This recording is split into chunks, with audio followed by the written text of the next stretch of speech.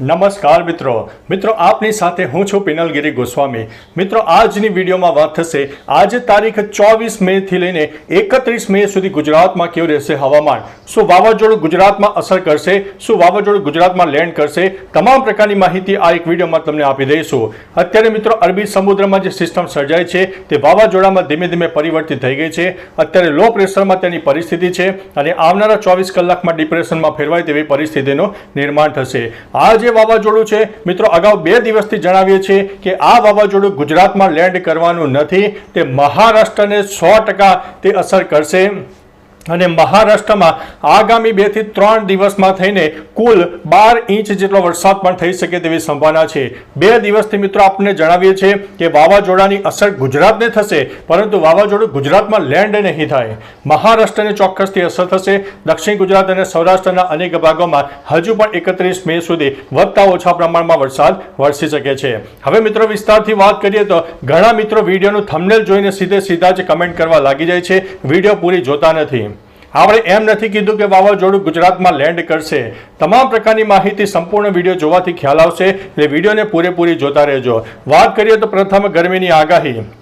અત્યારે ગુજરાતમાં ભેજનું પ્રમાણ 60 થી લઈને 80%ની આસપાસ છે અને ગરમીનું પ્રમાણ 37 થી લઈને 41 ડિગ્રીની વચ્ચે છે, એટલે ગરમીની સાથે સાથે ભેજના પ્રમાણને કારણે આપણને ઉકળાટ અને બફારાનો અહેસાસ થશે અને અમુક વિસ્તારમાં તો પવન બિલકુલ જોવા નથી મળતો, જેના કારણે ચોક્કસથી આપણને બફારાનો અહેસાસ થશે।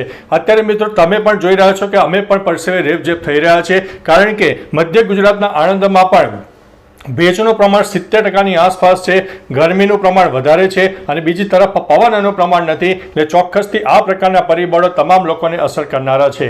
હવે મિત્રો વાત કરીએ તો આ જે સિસ્ટમ છે એ દક્ષિણ ગુજરાત અને સૌરાષ્ટ્રના અનેક વિસ્તારમાં હજુ પણ 27 મે સુધી અસર કરે તેવી સંભાવના છે, જેમાં દક્ષિણ ગુજરાતમાં કહી શકાય કે સુરત, તાપી, ડાંગ, નવસારી અને વલસાડ સહિત મધ્ય ગુજરાતના પણ દક્ષિણ તરફના વિસ્તારો હોય, જેમાં ભરૂચ હોય, નર્મદા, વડોદરા, આણંદ અને છોટાઉદેપુરના પણ કોઈ વિસ્તારમાં છૂટોછવાયો વરસાદ થાય।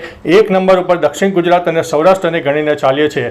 સૌરાષ્ટ્રમાં પણ ખાસ કરીને ગીર સોમનાથ હોય, જૂનાગઢ, અમરેલી, બોટાદ અને ભાવનગરના અનેક ભાગોમાં હજુ પણ મેઘતાંડવ જોવા મળે, કોઈ વિસ્તારમાં તો 1 ઇંચથી લઈને 3 ઇંચ જેટલા પણ વરસાદ થઈ શકે છે। મિત્રો મહત્વનું છે કે આ વાવાઝોડું ભલે ગુજરાતમાં લેન્ડ ન થાય, પરંતુ તેનો ઘેરાવો મોટો હોવાને કારણે તેની વ્યાપક અસર ગુજરાતને ચોક્કસથી થઈ રહી છે। ધીમે ધીમે આ જે વાવાઝોડું છે એ મહારાષ્ટ્રને તો અસર કરી જ રહ્યું છે, પરંતુ તેની અસર ગુજરાતમાં દક્ષિણ ગુજરાત અને સૌરાષ્ટ્રમાં આગામી 3 દિવસ ચોક્કસથી મળવાની છે અને હજુ પણ ગુજરાતમાં 31 મે સુધી આ સિસ્ટમની થોડી ઘણી અસર રહેશે અને છૂટોછવાયો વરસાદ પણ રહેવાનો છે।